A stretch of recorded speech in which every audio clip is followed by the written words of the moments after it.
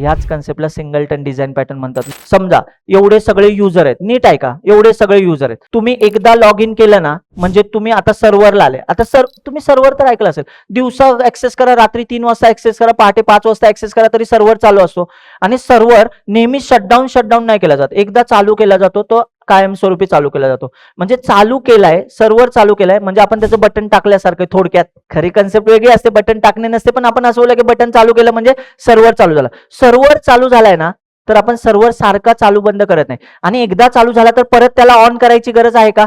पण समजा दुसऱ्या इन्स्टन्सवरनं हिट झाला आणि तो बोला सर्व्हर चालू कर, ऑलरेडी चालू आहे ना, त्याचाच रेफरन्स त्याला परत गेला. म्हणजे मी ह्याचा फक्त एकदाच ऑब्जेक्ट बनवतोय.